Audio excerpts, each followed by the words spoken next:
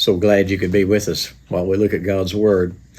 John chapter 2, and we're going to start with verse 13. Now, he's not in Galilee anymore. He's in Jerusalem with a whole bunch of Jews, and the temple is there. Now, he's going to do something here that in his first year of ministry, we're very early in his ministry, right? But he'll do it again close to his crucifixion time, like the last week of his ministry here on earth before he goes to the cross. So he will do this twice. So this is the first time that he does it. Okay. He comes into Jerusalem and he doesn't like what he sees. This is John chapter 2, starting with verse 13.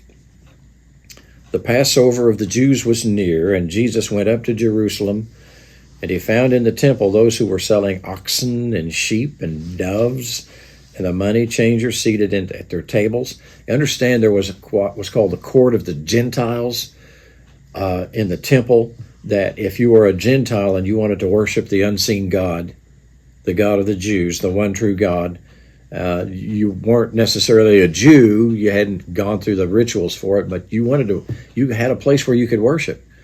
So you go into the place that you're supposed to worship as a Gentile, and you've got oxen and sheep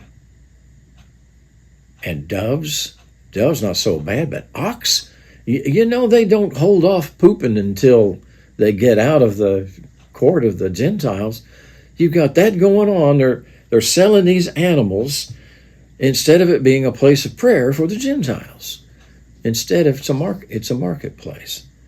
He made a scourge of cords and drove them all out of the temple with the sheep and the oxen, and he poured out the coins of the money changers and overturned their tables. And those who were selling the doves, he said, "Take these things away. Stop making my Father's house a place of business." Notice he called it his Father's house. If you were an unbelieving Jew, that you didn't believe that Jesus was the Messiah, and the chief priests were the ones that owned this business, boy, that would fly all over you for him to call the temple his Father's house. Later, he called himself the Son of God, making himself equal with God. If you were son of, that means you were made of the same stuff. Jesus was saying that he was divine. Now remember the point that John's making. Jesus is God in the flesh.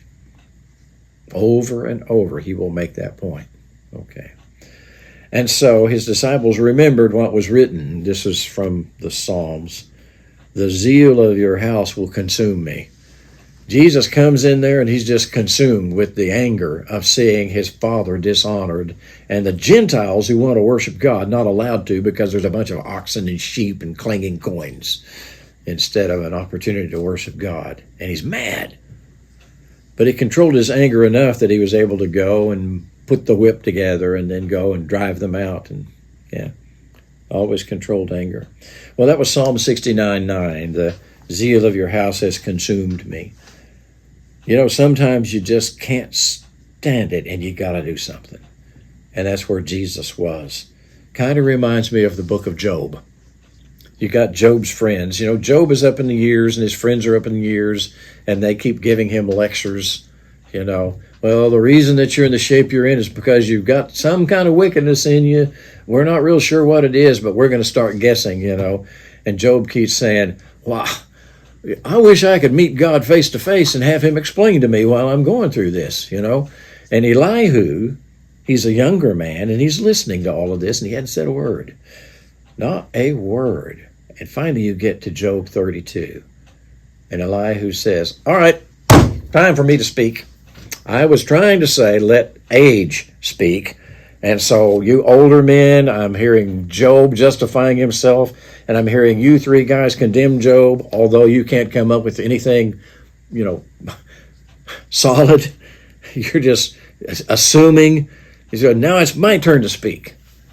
He just couldn't stand it anymore. That's the zeal eating you up. Yeah. And it was that way with Jesus. And so he let him have it. Now, I don't want to get ahead of myself, but later on they ask him, well, who authorized you to behave this way? Oh, well, I'll show you. After you've killed me, I'm going to rise on the third day. Will that do it? Have a great day.